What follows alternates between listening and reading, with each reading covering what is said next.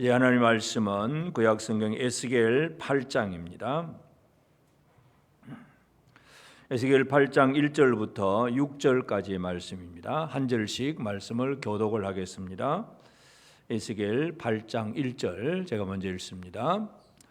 여섯째 해 여섯째 달 초다새에 나는 집에 앉았고 유다의 장로들은 내 앞에 앉아 있는데 주 여호와의 권능이 거기에서 내게 내리기로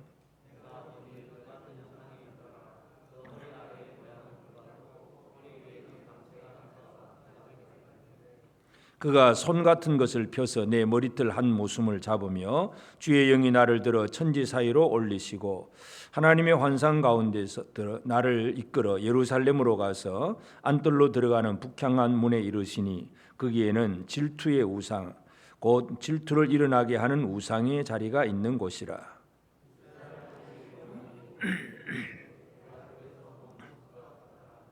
그가 내게 이르시되 인자야 이제 너는 눈을 들어 북쪽을 바라보라 하시기로 내가 눈을 들어 북쪽을 바라보니 제단문 어기 북쪽에 그 질투의 우상이 있더라.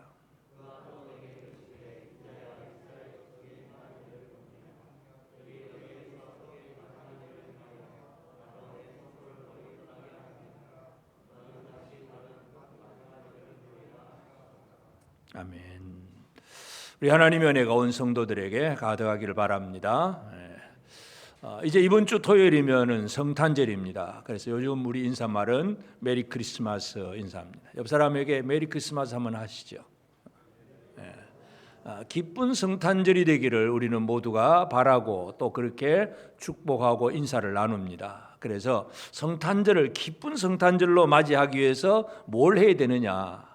사람들은 기쁜 성탄절을 맞이하기 위해서 여러 가지 많은 준비들도 하고 있습니다. 예를 들어서 우리 추리를 만든다든지, 우리 주일학교 교사들도 보니까 각 반에 막 이렇게 추리도 만들기도 하고 장식도 하기도 하고, 하여튼 기쁜 성탄절을 맞이하기 위해서 여러 가지 많은 준비도 하고 선물도 보내기도 하고 주고받기도 하고 이러한 일들을 많이 합니다. 그런데 예수 그리스도가 이 땅에 오심을 우리가 제대로 이해하고 제대로 예수를 영접하고 그 탄생을 기쁨을 준비하기 위해서 우리가 해야 할 일이 있습니다. 다시 말해서 청소를 좀 해야 됩니다. 손님이 오려면 우리가 집안 청소를 하잖아요. 대청소를 해야 되는데 오늘 에스겔 8장의 말씀을 읽었는데 이 8장의 내용은 여섯째 해 여섯째 달 초다새에 그랬습니다. 에스겔이 처음에 예언의 말씀 하나님의 환상을 보는 그때는 제5년 4월이었습니다. 제5년 4월. 근데 제6년 6월 그러니까 이제 14개월 이후에 이제 이 제8장에 나오는 이 환상이 에스겔에게 보여진 겁니다. 그래서 전에 말씀드렸지만 첫 번째 환상을 가지고 이제 에스겔은 이제 모로 누웠어요. 북이스라엘의 죄를 위해서는 왼쪽으로 모로 누워서 꼼짝 못하게 있고 390일 동안, 그리고 이제 40일 동안 유다의 죄 때문에 오른쪽으로 또 모로 누워 있고 거의 이제 한 14개월 정도, 정확하게 계산을 하면 한 며칠 차이는 있을 수 있는데 거의 그 날짜가 이제 다 되었습니다. 390일과 40일이 지나서 여섯째 해 여섯째 달 초다새 하나님께서 이제 새로운 환상을 보여줍니다. 이제 새로운 환상은 이제 이 에스겔은 지금 바벨론을 포로가 되어 와 있지만 하나님께서 그 환상 속에서 주의 영이 임해서 에스겔의 머리털을 붙잡고 그리고 예루살렘으로 데리고 와서 예루살렘의 환상을, 예루살렘의 광경을 지금 보여주시는 거예요. 그러니까 유다의 그 장로들, 에스겔과 함께 있던 포로된 장로들이 와가지고 에스겔에게 무슨 말씀이 도대체 뭐냐 하고 지금 390일 동안 이리 눕고 40일 동안 이리 눕고 있으니까 그 장로들이 와서 자꾸 물어보잖아요. 그러니까 물어볼 때에 들려주는 내용이 오늘 이제 8장부터의 내용입니다. 그래서 8장의 이제 첫 번째 내용은 예루살렘의 그 광경, 예루살렘의 상황을 보여주는데 하나님께서 보여주시는 것은 예루살렘이 얼마나 범죄하고 타락해 있는가 하는 얘기. 그래서 이 네 가지의 우상의 모습을 보여주는데 오늘 그 첫 번째입니다. 질투의 우상을 제거하라. 이것이 말씀의 제목입니다. 그래서 하나님께서 보여주는 이 우상, 이 질투의 우상을 제거하는 것, 이것이 우리 시대에도 필요한 일입니다. 성탄 축하는 질투의 우상을 제거하는 일부터 시작해야 합니다. 죄악은 가득한데 그냥 메리 크리스마스 인사만 하고 성탄이 기쁜 게 아니라 내 안에서 하나님이 싫어하시는 그 악한 우상들을 버리고 청소하고 내다버린 이 일부터 시작해야 제대로 우리는 기쁜 성탄을 맞이할 수가 있습니다. 그래서 오늘 말씀의 제목이 질투의 우상을 제거하라 하는 얘기고, 물론 이 우상 얘기가 이제 4주간에 걸쳐서 시작이 되겠는데, 하여튼 첫 번째 이 질투의 우상의 문제, 이것을 우리가 오늘 한번 살펴보기를 원합니다.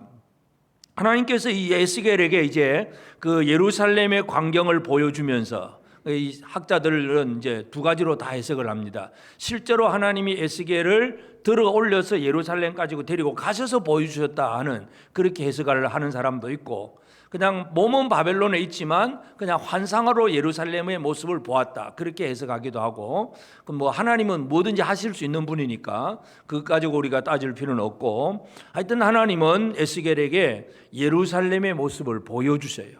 어떤 모습이냐 하면, 제일 첫 번째 거기서 이제 북쪽의 문에 예루살렘 안뜰로 들어가는 3절 뒤에 보면 안뜰로 들어가는 북향한 문에 이르시니 거기에는 질투의 우상 곧 질투를 일어나게 하는 우상의 자리가 있는 곳이다.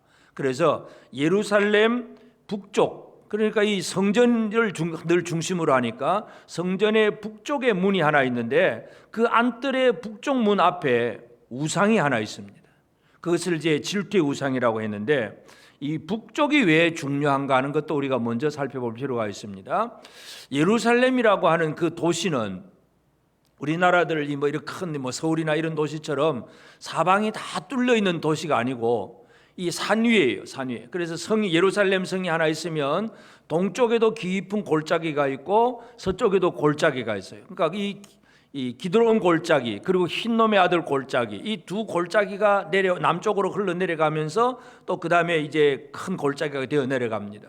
그러니까 동쪽과 서쪽과 남쪽은 깊은 골짜기가 되어가지고 예루살렘 성을 치러 올라가려면 성벽에 도달하기도 전에 한참 올라가야 되기 때문에 뭐 고대에 뭐 말 타고 전쟁하던 그 시대에는 그 성을 올라갈 수가 없는 거예요. 예루살렘을 정복할 수 있는, 공격할 수 있는 유일한 통로는 저 북쪽입니다. 북쪽에는 골짜기가 없고 이제 평지에서 오기 때문에, 그래서 북쪽은 늘 적군들이 쳐들어오는 방향이기도 하고 하나님의 심판의 방향이기도 합니다. 예레미야에게도 하나님께서 북쪽 얘기를 하셨는데, 예레미야 1장 13절에 보면 여호와의 말씀이 다시 내게 임하니라. 이르시되 네가 무엇을 보느냐? 대답하되 끓는 가마를 보나이다. 그 윗면이 북에서부터 기울어졌나이다.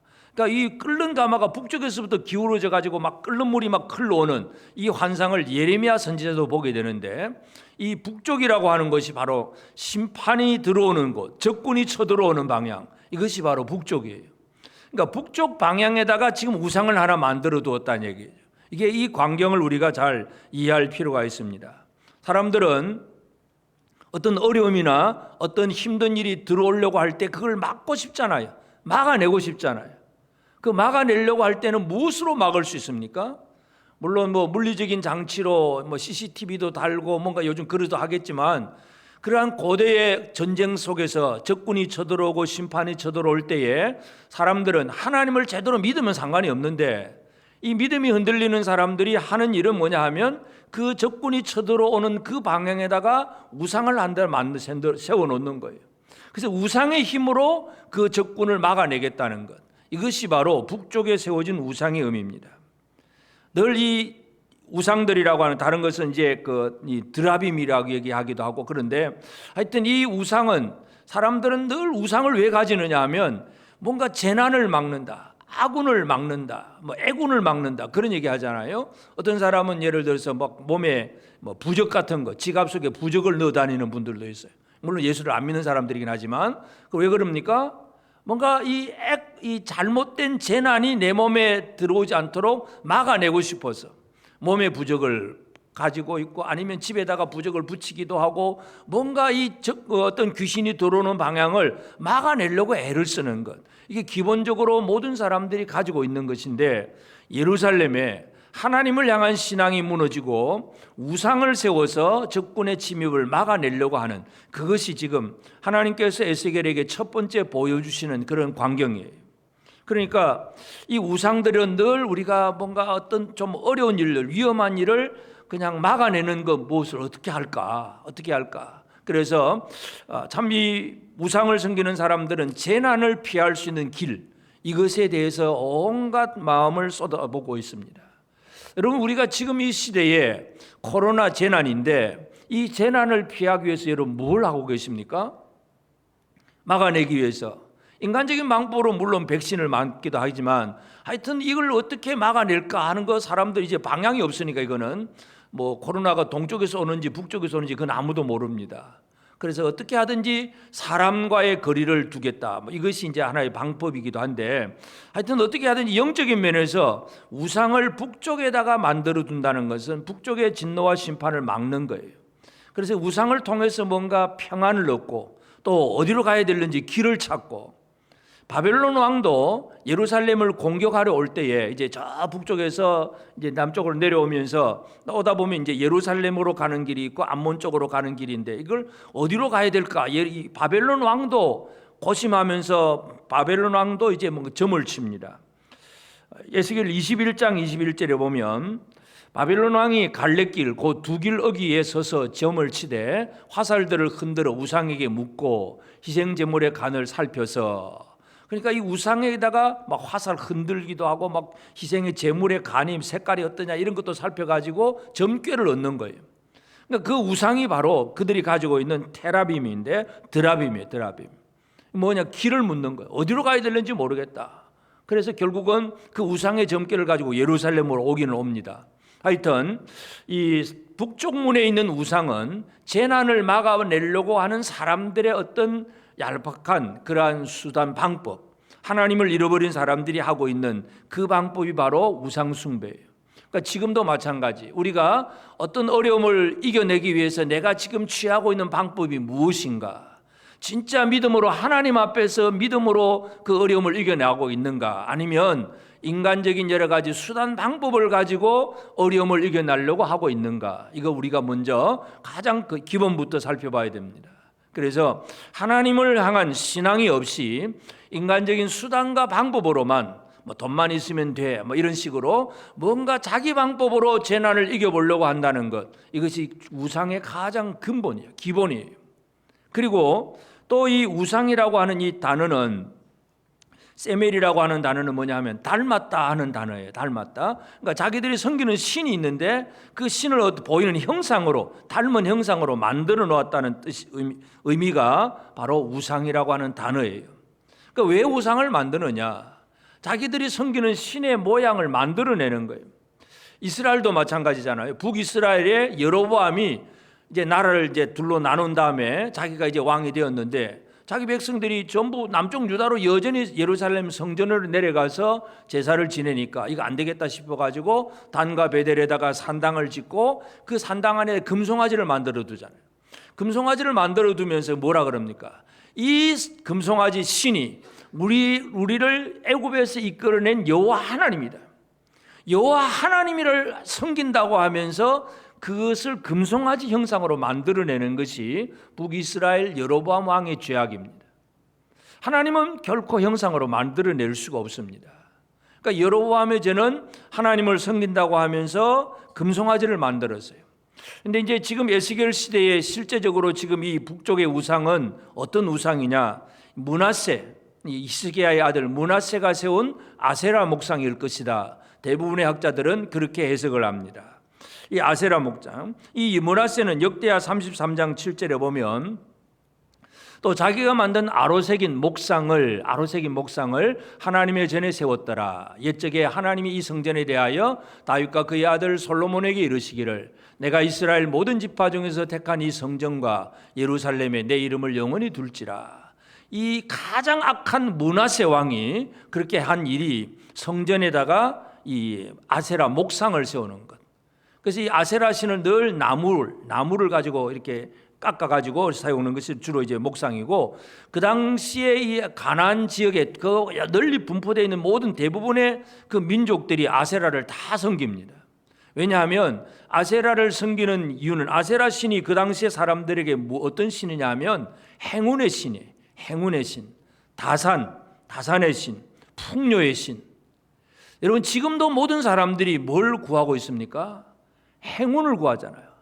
좀 행복하고 운수 좋게 막 내가 뭐 로또 복권 하나 사면 그냥 막 요즘 말로 대박 터지고 비트코인 주식 투자만 하면 막 빵빵 터지면 좋겠다. 이게 전부 모든 사람들이 가지고 있는 생각들이잖아요. 그래서 그 생각 속에서 섬기는 신들, 고대 사람들도 마찬가지. 아세라를 섬기는 것은 행운이고, 그리고 다산, 자녀들도 아주 많아가지고 막 이 집안이 번성해지고 물질로 풍요해지고, 이걸 전부 섬기는 것이 바로 아세라 목상이에요. 그러니까 그 가나안 사람들이 섬기는 아세라 목상을 므낫세가 그대로 예루살렘 성전에다가 갖다 세운 거예요. 질투의 우상입니다. 그래서 이게 가장 큰 문제인데, 이 하나님은 결코 형상으로 만들 수 없잖아요. 출애굽기 20장 4절에 보면 하나님이 십계명 주셨을 때에 너를 위하여 새긴 우상을 만들지 말고 또 위로 하늘에 있는 것이나 아래로 땅에 있는 것이나 땅 아래 물속에 있는 것에 어떤 형상도 만들지 말며 절대로 형상을 만들지 말라. 이게 하나님께서 사람들에게 자기 백성들이 주신 계명의 말씀이에요. 그런데 많은 사람들이 눈에 보이는 어떤 형상을 만들면서, 왜냐하면 하나님은 안 보이니까 뭔가 좀 심심해. 말은 듣기는 들어도 뭔가 딱 눈에 보이거나 만져지는 게 없다 보니까 이게 그런가 저런가, 뭔가 우리가 요즘도 예수를 믿으면서 뭔가 기도하면 바로바로 뭔가 응답이 나타나서 막 예를 들어서 뭐 방언도 팍 터지기도 하고 병자도 낫기도 하고 뭔가 이 피드백이 와야 야 이거 진짜다 싶은데, 말씀만 듣고 믿으라 그래서 믿고 그냥 아멘하고 말씀대로 살아가고 이 별로 그렇게 뭔가 와닿지 않는 것 같아. 사람들 별로 안 좋아하는 것 같아. 그래서 뭔가 좀 피부에 와닿는 것, 눈에 보이고 손에 만져지는 것, 이런 것들을 사람들이 원하는 기본적인 그런 마음들이 있어요. 하나님은 어떤 하나님이냐? 사람이 형상으로 만들 수 없는 분이 바로 하나님이십니다. 근데 사람들은 형상을 자꾸 만들죠. 그래서 보이고 만져지는 그 우상을 만들어 가지고 그것이 있으면 행운이고, 행운의 부적, 행운의 마스코트, 이런 얘기들 많이 하잖아요.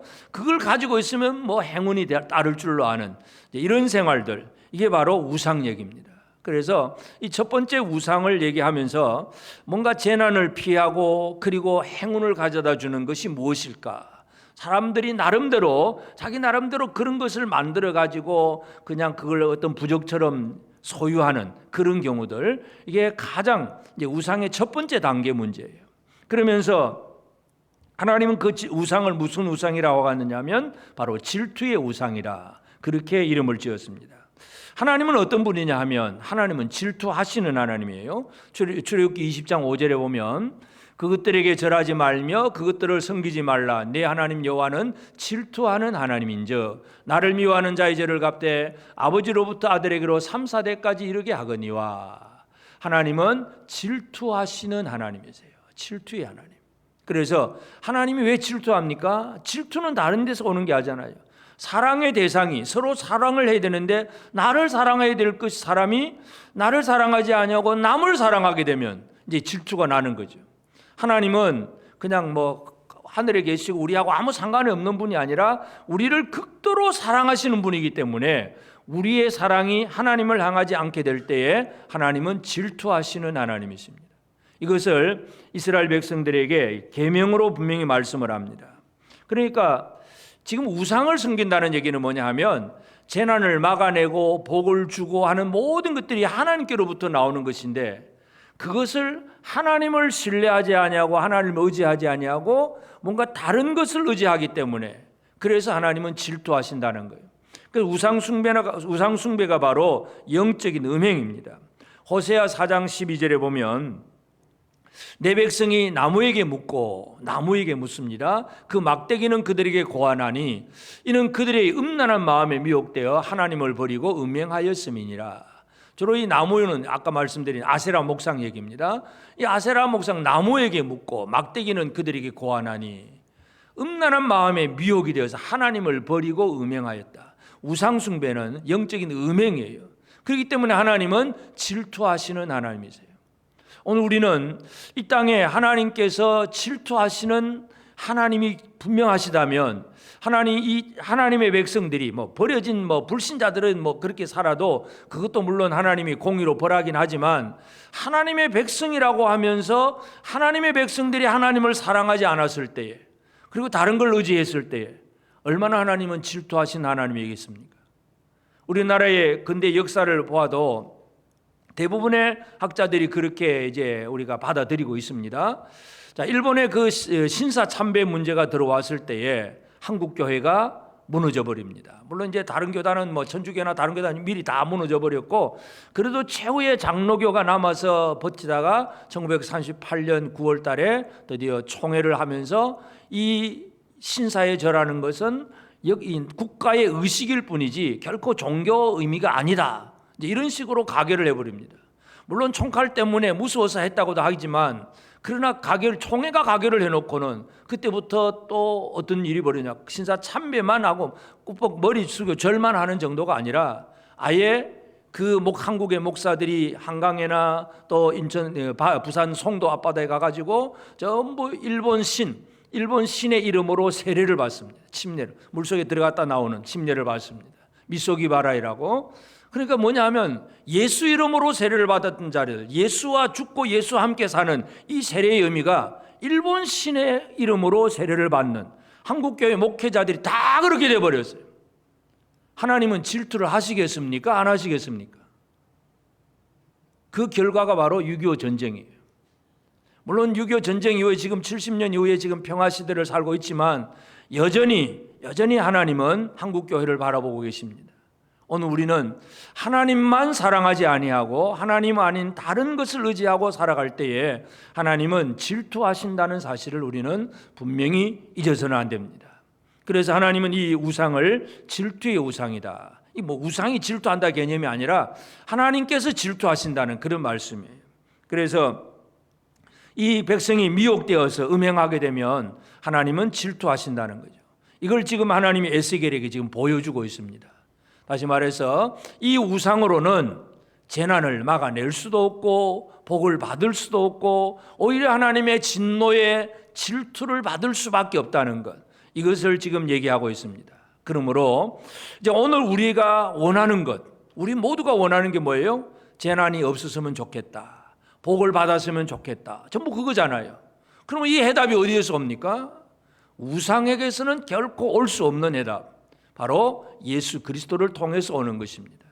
우리가 성탄절을 맞이하고 준비를 하고 있는데 예수 그리스도의 탄생은 어떤 의미입니까? 진정한 신이 누구인가, 진짜 살아계신 참된 신이 누구인가를 우리에게 보여줍니다. 그래서 이 우상이 아니라, 질투의 우상이 아니라 예수 그리스도로 말미암아 우리에게 이루어지는 일, 예수님 첫 번째 우리를 위해서 하시는 일이 뭡니까? 우리를 위해서 모든 재난과 저주를 막아내시는 분이 예수 그리스도입니다. 이 세상의 어떤 것으로도 하나님의 그 진노의 심판을 막아낼 수 있는 것은 없습니다. 예수 그리스도만이 우리에게 다가오는 모든 재난을 막아낼 수 있습니다. 갈라디아서 3장 13절에 보면 그리스도께서 우리를 위하여 저주를 받은 바 되사 율법의 저주에서 우리를 속량하셨으니 기록된 바 나무에 달린 자마다 저주 아래 있는 자라 하였음이라. 예수님이 우리를 위하여 저주를 받았다. 율법의 저주에서 우리를 속량하셨다. 여러분, 이 땅에 여러 가지 많은 저주와 재난이 있지만 제일 근본의 문제가 뭐냐면 율법의 저주예요. 율법의 저주. 율법이라고 하는 게 뭡니까? 법이잖아요. 법. 이렇게 해야 돼. 안 하면 죽어. 이게 바로 율법이에요.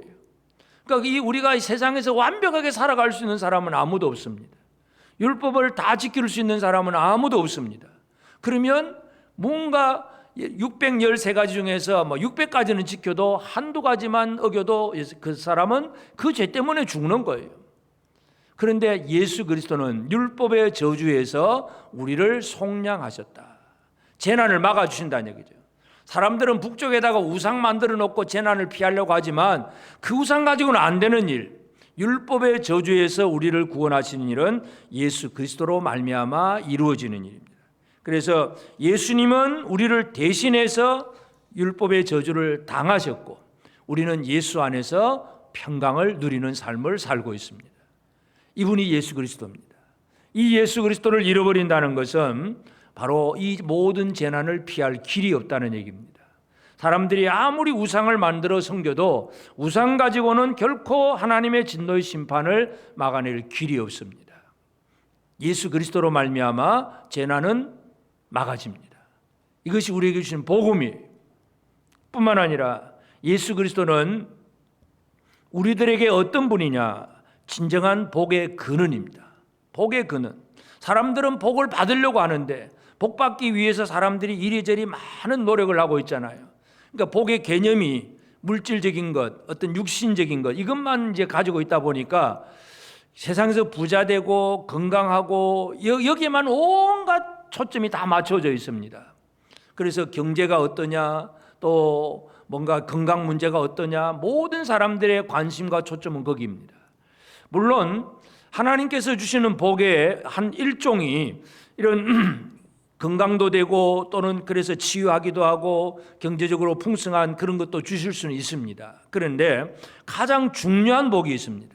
그건 바로 우리의 심령의 복입니다. 마음의 복, 영적인 복. 예수님이 이제 산상보훈 설교를 하시면서 이제 무리를 보시고 산에 올라가 앉으시니 제자들이 나온지라. 그러니까 무리는 말씀을 듣고 그냥 흩어져 버렸어요.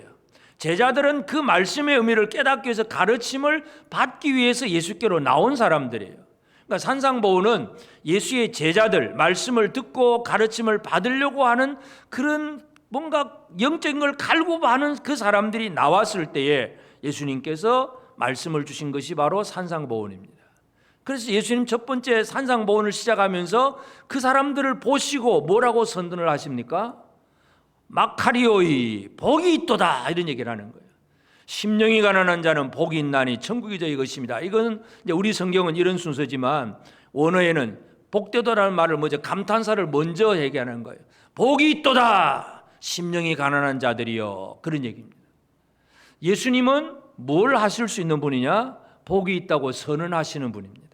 오늘 이 자리에 앉아있는 저와 여러분들을 향해서 예수님은 너는 복이 있다 이렇게 선언하실 수 있는 분입니다.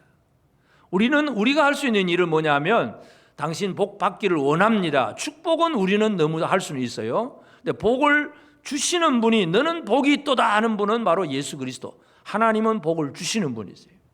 우리는 남이 잘 되기를 축복하는 일 정도는 할 수 있지만 내가 복을 줄 수 있는 존재는 아니잖아요. 복은 하나님이 주셔요. 우리는 그냥 복 받기를 원합니다. God bless you 뭐 이 정도밖에 안 되죠. 근데 우리는 예수 그리스도는 제자들을 향해서 너희는 복되도다 이렇게 선언을 하신 분. 심령이 가난한 자들이 복 받는다는 것을 분명히 말씀합니다. 사람들은 육체적인 건강이라든지 이 물질적인 것 이걸 구하고 또 예수님께로 찾아 나옵니다. 특별히 오병이어의 이적을 행한 후에 보리떡 5개 물고기 2마리를 가지고 남자들이 5,000명이나 먹고도 12광줄이 남았다. 이 소문이 얼마나 센세이셔널 소문입니까? 모든 동네 사람들이 다 듣고는 그 다음에 수많은 사람들이 모여들었습니다.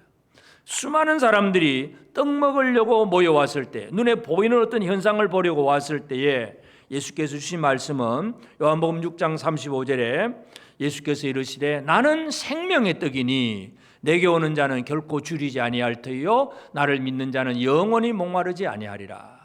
예수님은 자신을 생명의 떡, 하늘로서 내려오는 생명의 떡이라고 얘기하시고 내게 오는 자는 줄이지 않고 목마르지 않을 것이다.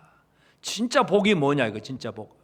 세상에서 우리가 이 물질적인 면에서 요즘은 이제 뭐 또 자꾸 못 모이게 하니까 이렇게 이렇게 좋은 맛있는 식당 찾아가는 것도 이제 함께 회식하는 것도 참 많이 힘들어지는 이런 시대가 되긴 했지만 그래도 물질적으로 사람들이 먹는 것 문제를 따질 때는 제일 첫 번째는 좀 가난할 때는 어디 가면 뭐 푸짐하게 많이 주는데 양이 많은데 찾고 그 다음에는 이제 배가 좀 부르니까 그 다음에 어떻게 찾습니까? 양보다는 그 다음 질 어디 맛있는 집 없을까? 맛있는 집 찾고 그 다음에는 이제 양도 맛도 말고 이제 좀 더 이제 뭐 분위기 좋은데 어디 있을까? 사람들이 욕구가 끝이 없어요. 끝이. 근데 전부 먹고 마시는 거예요. 먹고 마시는 여기에 초점이 맞춰져 있어요. 근데 예수 그리스도는 어떤 말씀을 합니까? 우리의 심령이 하늘의 떡을 먹고 그래서 영원히 줄이지 아니하고 목마르지 않은, 이게 진짜 복이라고 하는 것을 예수님 말씀합니다. 그러니까 제자들이 몰려왔을 때에 마카로이 복되도다 이렇게 얘기를 하시잖아요. 오늘 우리는 예수는 어떤 분이냐? 진정한 복의 근원입니다. 우리가 진짜 받아야 될 복에 대해서 분명히 보여주시고 그것을 선언하시고 실제로 복을 주시는 분이 바로 예수 그리스도입니다. 우상 숭배자들은 눈에 보이는 어떤 현상을 가지고 그 복을 구하려고 지금도 우상을 만들어 섬기고 있지만, 예수 그리스도는 그런 정도가 아니라 인생의 가장 소중한 이 생명의 복을 예수 그리스도께서 주신다는 사실, 우리가 이것을 결코 잊어서는 안 됩니다. 뿐만 아니라 우리가 하나님 앞에서 잘못하면 하나님은 질투하시는 하나님이잖아요. 그래서 예수님의 하시는 일이 뭐냐 하면, 오늘 우리가 하나님의 사랑 가운데 거할 수 있도록 모든 일을 하시는 분이 바로 예수 그리스도입니다. 예수 그리스도는 원래부터 하나님의 사랑을 받는 하나님의 독생자입니다. 사랑받는 하나님의 독생자인데, 이제 우리를 어떤 식으로 어떤 사람으로 만드느냐, 요한복음 1장 12절에 보면 영접하는 자 곧 그 이름을 믿는 자들에게는 하나님의 자녀가 되는 권세를 주셨으니, 하나님의 자녀예요.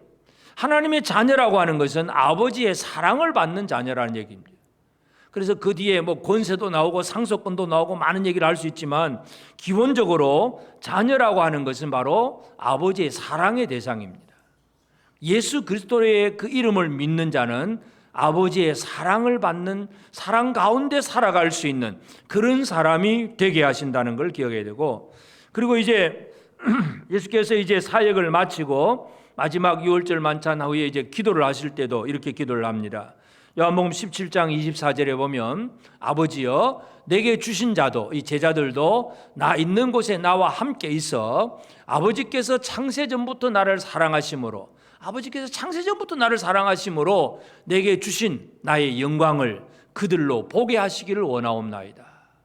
아버지가 아들을 창세전부터 사랑하셔서 아들을 영광스럽게 만들어 주셨는데, 그 사랑의 결과가 영광인데, 마찬가지로 내게 주신 이 제자들도 나와 함께 있어서 아버지의 사랑을 받으면서 아버지의 영광 가운데 있기를 원합니다. 이렇게 예수님은 제자들을 위해서 기도해 주셨습니다. 제자들이라고 하는 것은 그 당시에 물론 11 제자들이 이렇게 하지만, 우리는 믿음으로 이건 바로 나를 위한 주님의 기도라고 하는 사실을 믿으시길 바랍니다. 주님은 저와 여러분을 위해서 이렇게 지금도 기도합니다. 아버지여, 아버지께서 창세전부터 나를 사랑하심으로 내게 주신 나의 영광을 이 땅의 재건부평교회 성도들도 보게 하시기를 원합니다. 주님은 지금도 이렇게 기도하고 계십니다. 아멘. 이게 얼마나 귀한 은혜예요. 이 사랑 가운데 우리가 살고 있는 거지. 이 하나님의 아버지의 사랑이라고 하는 것은 변함없는 사랑이고 끊임없는 사랑이라는 것. 사도 바울도 로마서에서 아버지 사랑에 대해서 그런 얘기를 하잖아요. 로마서 8장 39절에 높음이나 기쁨이나 다른 어떤 피조물이라도 우리를 우리 주 그리스도 예수 안에 있는 하나님의 사랑에서 끊을 수 없으리라. 예수 안에 있는 하나님의 사랑에서 끊을 수 없다. 문제는 우리가 그 사랑을 배신 때리고 우상을 숭배할 때 하나님은 질투의 하나님이 되지만, 그 사랑 안에 거하게 되면, 예수 안에 거하게 되면 우리는 영원토록 아버지의 사랑을 누리는 복된 성도들이 되는 것입니다. 예수 안에서 우리는 하나님 아버지의 사랑을 제대로 누리는 진짜 복을 받은 성도들입니다. 여러분, 우상 숭배자들은 복을 받으려고, 재난을 피하려고 이것저것 만들어보고 뭔가 수단 방법을 막 연구하는, 그래서 그걸 행하는 자들이 우상 숭배자들인데, 오늘 우리는 결코 그런 사람들이 되어서는 안 됩니다. 그러면 우리는 어떻게 살아가야 되느냐? 이 시대를 우리가 살아가면서 질투의 우상을 제거한 자로 우리는 살아가야 됩니다. 그래서 우리가 이 땅에서 지금도 사람들이 대부분 여기 생각하는 것들이 다가오는 어떤 재난을 막기 위해서, 전쟁이나 기근이나 전염병이나 이런 재난을 막아내기 위해서 어떻게 할까? 그래서 막 수단 방법 많은 걸 얘기하잖아요. 물론 하나님 주신 인간적인 지혜를 가지고 여러 가지 활동하는 그 자체가 이제 잘못된 건 아니지만, 그것이 우상이 되어버리면 이것은 분명히 잘못된 길로 가는 것입니다. 그래서 이 땅의 무엇으로도 하나님의 심판을 막을 수가 없다는 사실을 먼저 기억을 해야 됩니다. 근데 하나님께서 원하시는 것은 이 재난을 피하고 재난을 막아내는 그 일에, 그래서 재난 당하지 않도록 지켜주시는 하나님의 은혜가 분명하긴 하지만, 그래도 하나님은 또 누구를 원하시느냐, 어떤 사람을 원하시느냐. 에스겔 22장 30절에 보면 이 땅을 위하여 성을 쌓으며 성 무너진 데를 막아서서 나로 하여금 멸하지 못하게 할 사람을 내가 그 가운데서 찾다가 찾지 못하였으므로, 이 땅, 이 예루살렘, 이 성을 쌓으며 성 무너진 데를 막아서서 하나님께서 그 땅을 멸하게 하시는 진노의 심판이 있는데, 나로 하여금 멸하지 못하게 할 사람, 그 한 사람을 그 가운데서 찾다가 찾지 못하였으므로, 하나님의 안타까움이에요. 지금 하나님은 어떤 사람을 찾으시느냐? 이 시대에 나타날 하나님의 진노의 심판을 막아낼 수 있는 한 사람을 지금도 하나님은 찾고 계세요. 우리는 내가 재난을 피했으면 좋겠다, 이 정도로만 그냥 생각을 하고 있지만, 진짜 하나님께서 원하시는 것은 그냥 자기 혼자 편안하게 살려고 하는 이 정도의 사람이 아니라 다른 사람들까지도 보호해 줄 수 있는 그런 사람을 주님이 원하신다는 거예요.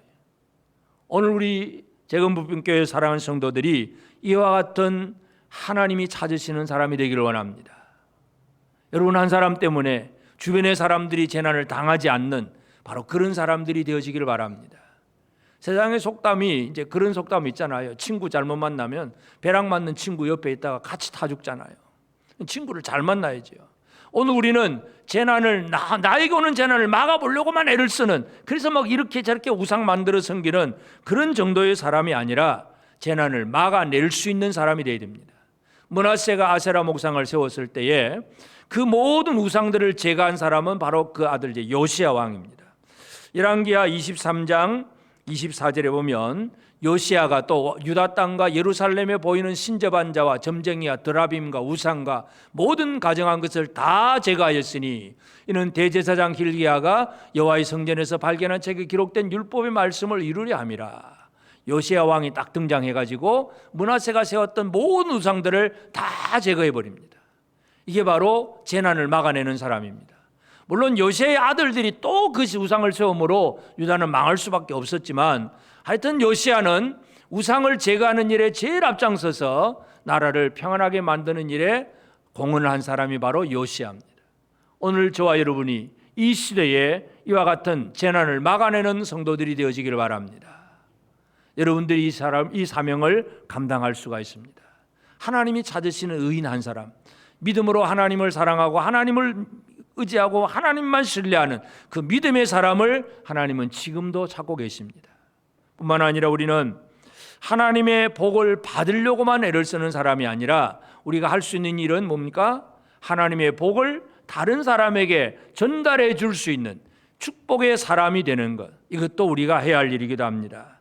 사람들이 뭔가 복 받으려고 행운의 부적을 만들고 행운의 마스코트를 그냥 간직하고 있으면 이게 뭔가 내가 재수 좋게 만들 거다. 사람들은 그래서 뭐 운명 또는 숙명, 행운 막 이런 얘기를 많이 하잖아요.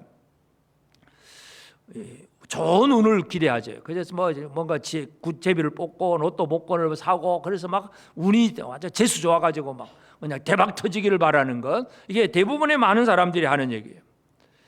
이제 욥기를 보면 욥의 친구들 중에 수아 사람 빌닷이 하는 말이, 이런 말이 있습니다. 욥기 18장 20절 21절에 보면 그의 운명에, 그 운명이라고 하는 단어를 빌닷이 씁니다. 운명에 서쪽에서 오는 자와 동쪽에서 오는 자가 깜짝 놀라리라. 참으로 불의한 자의 집이 이러하고 하나님을 알지 못하는 자의 처소도 이러하니라. 그러니까 그가 누구냐면 불의한 자예요. 불의한 자의 운명은 깜짝 놀라게 될 거다. 진노의 심판 때문에 깜짝 놀라서 두려워 떨 것이다. 이제 빌닷이 그런 얘기를 합니다. 근데 운명이라고 하는, 우리 한글 쓴거로는 운명이지만 히브리어로 그 운명 욤이라고 하는 단어인데, 이 욤이라고 하는 단어는 날, 어떤 날, 무슨 때, 바로 그런 의미를 가진 욤이라고 하는 단어입니다. 그러니까 그의 날, 그의 때는 이와 같이 놀라게 될 것이다. 지금 그 말입니다. 그렇기 때문에 여기서 우리가 기억해야 될 것은 우리 인생의 모든 날은 하나님이 주관하신다. 하나님. 이 세상 하나님을 알지 못한 사람들은 사주팔자를 가지고 얘기해요. 너는 무슨 년 무슨 해 무슨 해 년 월 일시 그렇게 사주로 태어났으니까 너는 그렇게 될 수밖에 없어. 어떤 시간적인 걸 가지고 사람들은 사주팔자를 가지고 그런 너는 그게 운명이야. 그게 숙명이야. 막 그렇게 그냥 넘겨버리잖아요. 하나님 없는 사람은 다 그렇게 살아요. 우리는 그런 것을 믿지 않습니다. 사주팔자 단지를 안 믿습니다. 뭘 믿습니까? 모든 날을 주관하시는 하나님을 믿습니다. 이게 우리 신앙이에요. 그러므로 오늘 우리는 하나님은 인생의 모든 날을 주관하시면서 어떤 때는 진노하시기도 하고 어떤 때는 복을 주시기도 하고 하나님의 뜻을 제대로 아는 것, 이제 이게 가장 중요하잖아요. 그래서 하나님은 아브라함을 선택을 해서 이제 아브라함에게 주신 말씀이 우리가 잘 아는 말씀, 창세기 12장 3절에 보면 너를 축복하는 자에게는 내가 복을 내리고 너를 저주하는 자에게는 내가 저주하리니 땅의 모든 족속이 너로 말미암아 복을 얻을 것이다. 아브라함으로 말미암아 땅의 모든 족속이 복을 받았습니다. 이 땅의 많은 족속들이 지금도 우상을 숭배하고 또 하나님을 떠난 그런 생활을 살고 있지만 하나님 앞에 믿음으로 살아가는 그 아브라함 한 사람을 통해서 아브라함을 축복하는 사람은 복을 받게 되고 아브라함을 저주하면 그 사람은 저주를 받게 되고 그 사람이 복과 저주를 받는 것은 운명의 신이 주관하는 것이 아니라 믿음의 사람을 통해서 어떻게 복이 흘러가느냐가 중요하다는 것을 분명히 보여줍니다.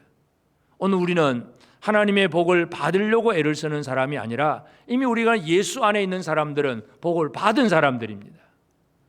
여러분, 복을 받을 수 있는 사람입니까? 복을 받으신 분들입니까? 옆 사람에게 한번 얘기를 해주겠습니다. 당신은 하나님의 복을 충분히 받은 분입니다. 이미 복을 받은 분들이에요. 우리는 복을 받은 분들이 해야 될 일이 뭐냐? 또 다른 사람들이 복을 받을 수 있도록 전달해 주는 것, 복의 전달자. 이게 바로 축복의 사이예요. 그래서 God bless you 하듯이 당신에게 복이 있기를 원합니다. 하나님의 복이 당신에 있기를 원합니다. 기도해주고 말씀을 나누어주고 은혜를 베풀어주고 복음을 전해주고 이 복을 전달해주는 것, 이게 우리가 할 일이지 뭐 우상 하나 만들어가지고 행운의 마스코트 만들어가지고 이거 가지고 난 복 받을 거야, 진짜 천박한 사람들의 생활입니다. 우리는 하나님의 복을 아는 사람, 모든 인생의 나를 주관하신 그 하나님을 알고 그 하나님께로부터 나오는 복을 나를 통해서 흘러가게 하는 이 사명을 오늘 우리가 감당해야 합니다. 결론적으로 하나님께서 이 우상을 질투의 우상이라고 말씀을 하셨어요. 그렇기 때문에 오늘 우리가 하나님께서 뭘 원하시는가를 잘 알아야 되겠죠. 하나님은 하나님만 사랑하기를 원하십니다. 다른 누군가가 하나님의 백성이 다른 사람 사랑한다면 이건 큰일이잖아요. 어제도 결혼식 예배를 드렸지만 신랑 신부가 결혼을 한 이상 어떻게 해야 됩니까? 남편이 아내 놔두고 다른 여자 사랑한다면 큰일 날 일이죠. 아내가 남편 놔두고 다른 남자 사랑한다, 이건 있을 수 없는 일이죠. 그런데 이 땅에는 그런 일들이 막 많아요. 희한한 소문들이 많이 들려. 하나님은 질투하시는 하나님이세요. 하나님의 백성들에게 하나님만 사랑하기를 원하십니다. 이 땅에는 우리가 육신의 시각으로 볼 때에 사랑할 만한, 그래서 우리를 유혹하는 것들이 너무나 많아요. 요한일서 2장 15절 16절 보면 이 세상이나 세상에 있는 것들을 사랑하지 말라. 누구든지 세상을 사랑하면 아버지의 사랑이 그 안에 있지 아니하니 이는 세상에 있는 모든 것이 육신의 정욕과 안목의 정욕과 이생의 자랑이니 다 아버지께로부터 온 것이 아니요 세상으로부터 온 것이다. 육신의 정욕, 안목의 정욕, 이생의 자랑, 눈에 보이는 것, 이렇게 하면 좋아 보이고 멋있어 보이고 지혜롭게 할 만큼 좋아 보이는 것 너무너무 많아요. 세상에는 우리를 유혹하는 것들이 너무나 많아요.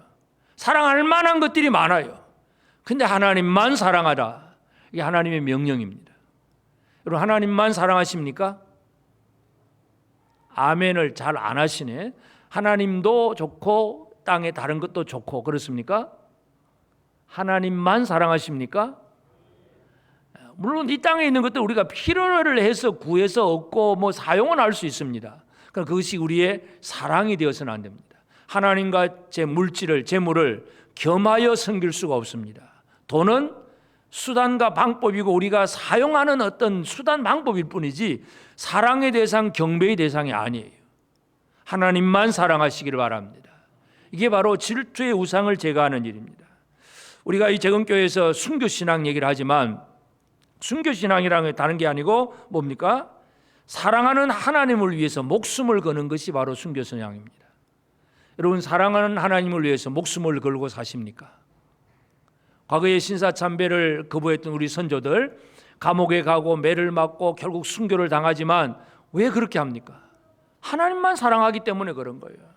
그냥 내 육체를 더 사랑하고 평안한 집안 부자 되는 거 그걸 더 사랑하면 다 배신하고 배반해 버리잖아요. 한국 교회가 무너진 이유가 그거예요. 하나님만 사랑하지 아니하기 때문에 교회가 무너지는 겁니다. 이 시대에도 하나님이 원하시는 것은 하나님만 사랑하기를 원하십니다. 예루살렘 멸망의 원인, 우상의 첫 번째, 질투의 우상입니다. 하나님은 질투하시는 하나님이세요. 하나님 아닌 다른 것을 사랑하게 될 때에 하나님은 질투하신다는 사실을 다시 한번 기억하게 되기를 바랍니다.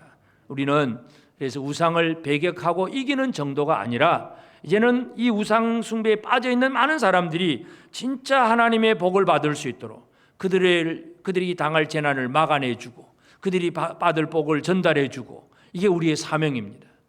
성탄절을 앞두고 예수 그리스도가 우리 가운데 임하시는 것을 기다리는 우리 안에 내 안에는 질투의 우상이 없는가 오늘 다시 한번 기억하면서 오히려 복을 나누어주는 이 귀한 사명을 감당하고 그래 질투의 우상을 제거하고 다른 사람에게 하나님의 은혜를 베풀고 나누는 복된 성도로서 살아가는 우리 모두가 꼭 되어지기를 바랍니다. 아멘.